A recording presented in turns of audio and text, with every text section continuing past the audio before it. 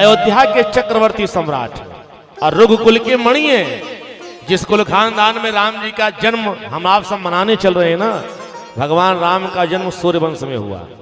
परंतु इसी सूर्यवंश में अनेक अनेक बड़े बड़े प्रतापी राजाओं की कथा आती है शास्त्रों पुराणों में। एक बहुत प्रतापी वीर राजा हुए जिनका नाम था महाराज रघु। इतना बड़ा प्रताप था कि महाराज रघु के प्रताप से सूर्यवंश सजनों रघुवंश में परिणित हो गया। लोग सूर्यवंश को रघुवंश कहने लगे। गोस्वामी जी कहते हैं कि महाराज दशरथ रघुकुल के मणि थे। ध्यान देके सुनिए। किसी ने गोस्वामी तुलसीदास जी से पूछा, बाबा इस वंश में बड़े बड़े प्रतापी वीर राजा हुए, उन राजाओं में एक राजा का नाम था महाराज हरिश्चंद्र, जिन्होंने इस धरती पर सत्य को प्रकट किया। लेकिन राजा हरिश्चंद्र जी को रघुकुल का मणि नहीं कहा गया। एक चक्रवर्ती सम्राट और हुए जिनका नाम था महाराज अम्बरीश। इन्हीं वंश के राजा थे। उन्होंने चक्र सुदर्शन को धरती पर प्रकट किया, परंतु राजा अम्बरीश को भी रघुकुल का मणि नहीं कहा गया।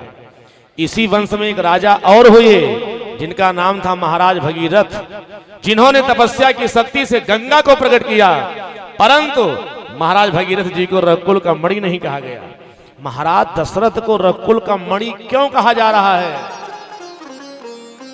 तो गोस्वामी जी ने कहा, भगीरथ जी ने गंगा को प्रकट किया, राजा हरिश्चंद्र जी ने सत्य को प्रकट किया, राजा अम्बरीश ने चक्र सुदर्शन को प्रकट किया, परंतु महाराज दशरथ जैसा सौभाग्य इस कुल खानदान के किसी राजा को नहीं मिला है। क्यों? क्योंकि महाराज दशरथ ने तो अपने जीवन में भगवान राम को प्रकट कर दिया, और जिसने राम को प्रकट किया है वही तो रघुकुल का मणि है। इसलिए गोस्वामी तुलसीदास जी को रघुकुल का मणि कहा जाता है। इतने बड़े चक्रवर्ती सम्राट हैं कि धर्म धुरंधर गुणी निधि ज्ञानी हृदय भगति मति सारंग पान। भगवान के परम भक्त भी हैं, ज्ञानी भी हैं।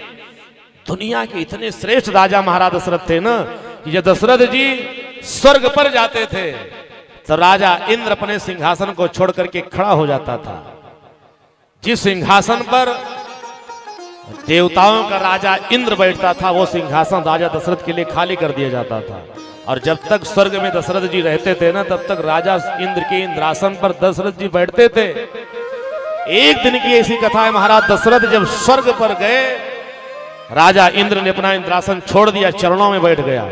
स्वयं स्वर्ग के सिंहासन पर राजा दशरथ बैठे थे, परंतु जब वहां से विदा लेकर के चले तो महाराज दशरथ का अयोध्या का मुकुट वहीं स्वर्ग पर छूट गया, राजा इंद्र के इंद्रासन पर। और जब छूट गया, आधे रास्ते तक लौट के आए तो याद आया मैंने तो अपना अयोध्या का राज मुकुट वहां छोड़ दिया है।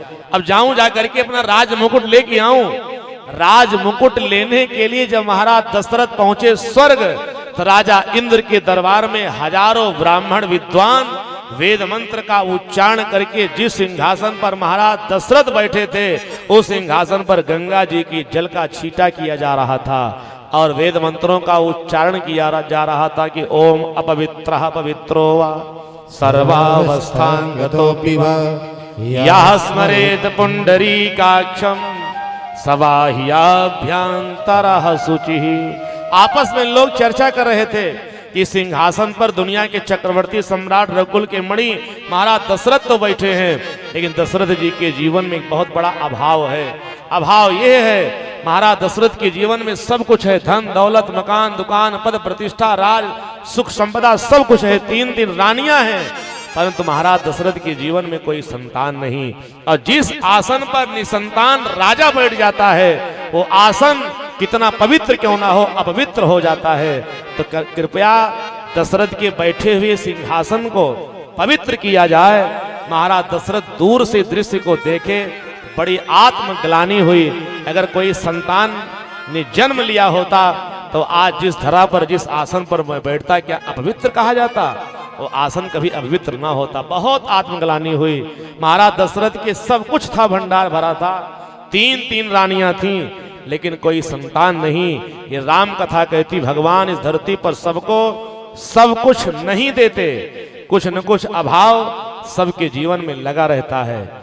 जब दशरथ जी के जीवन में सब कुछ नहीं है तो हमारे आपके जीवन में सब कुछ कैसे मिलेगा। बोली भक्तवत्सल भगवान की।